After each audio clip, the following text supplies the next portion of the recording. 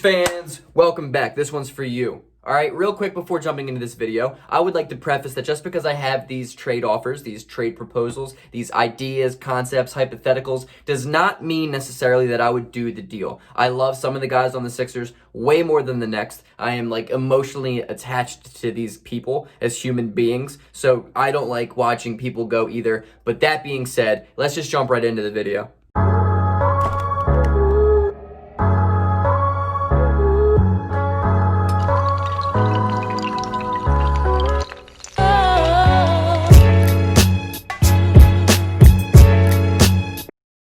First realistic trade option for the Philadelphia 76ers this year is James Harden. Ben Simmons for James Harden, straight up. That is the best offer the Houston Rockets can get. That is my guess for this next 2 years. I don't think they're going to see a better offer than that. Personally, as a Sixers fan, I wouldn't do it. But if the Sixers are really struggling halfway through the season, maybe 30 games in, I would not put it past Daryl Morey to make this deal. He loves James Harden. He has a great rapport with James Harden, and he is known for making big splashes when he needs to. Again, I love Ben Simmons. He's my second favorite player in the NBA, my favorite Sixer. I don't want to see him go, but this is a realistic trade option. Number 2 is Derrick Rose. The offer would be Tyrese Maxey, Mike Scott, a 2022 lottery protected first round pick to Detroit for Derrick Rose straight up.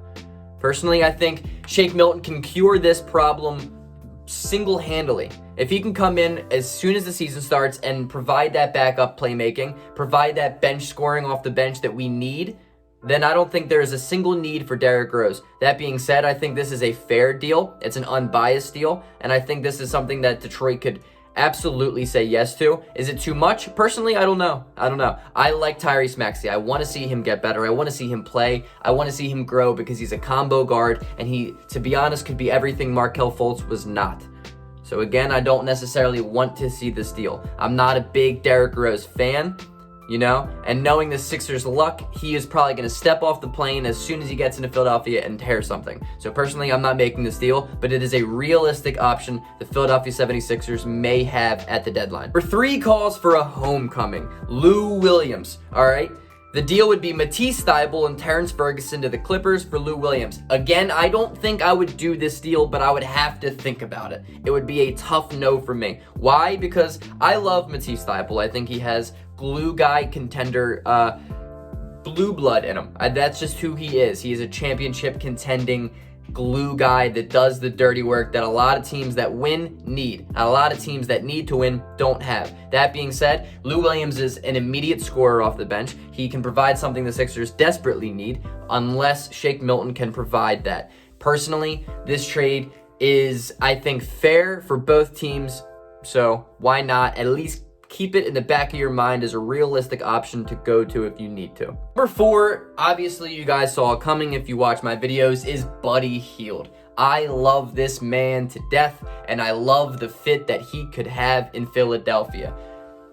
Just because we trade Al Horford doesn't mean I don't want Buddy Hield anymore. The deal would be Matisse Thybulle, Danny Green, a 2022 top 20 protected first round pick to Sacramento for Buddy Hield. This may be a lot, but at the same time, I think his trade value is still good. It's still relatively high.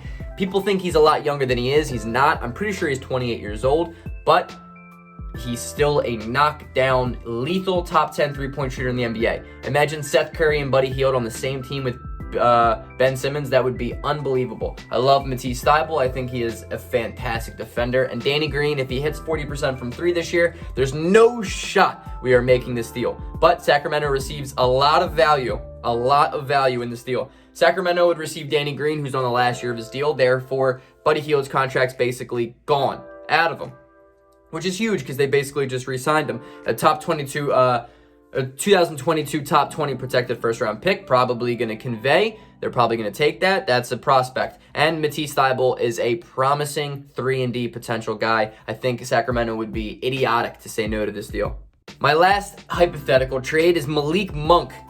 We would trade Terrence Ferguson and Vincent Poirier and a 2021 second-round pick to Charlotte for Malik Monk. I think this is the most doable option for Philadelphia, and to be honest, it's probably my favorite deal. I don't know how much time Terrence Ferguson's going to carve out in Philadelphia. He's not really a three-point shooter. I didn't even know the Sixers had Poirier until a couple days ago, so that shows you how much that a guy who follows the Sixers religiously doesn't even know we had him. But for a guy on Malik Monk, he's on his last year of his deal. He has had an extremely disappointing tenure in Charlotte.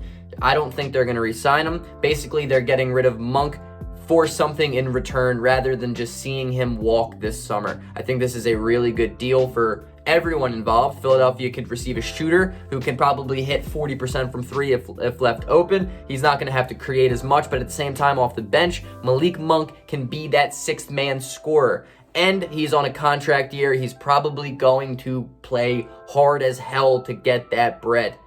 It's beautiful for everyone involved, including Malik Monk. Make the deal, Philadelphia.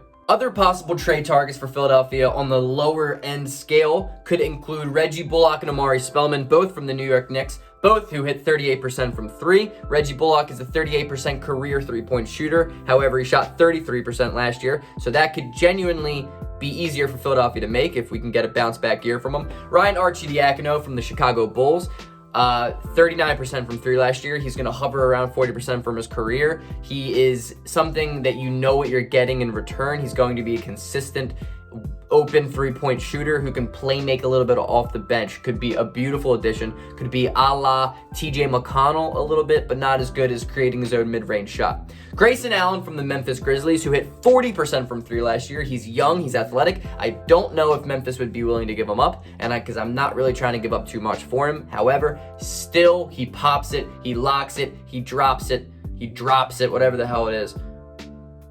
Bang. Patty Mills, last option. San Antonio Spurs, he had 39% from three last year. He's a bench playmaker. He knows how to make guys around him better. He's a championship guy. He's won before. He's in good systems. Why not? Only problem is he's $11 million a year, I believe, and that's going to kind of be tough to match without giving up something genuinely valuable in return.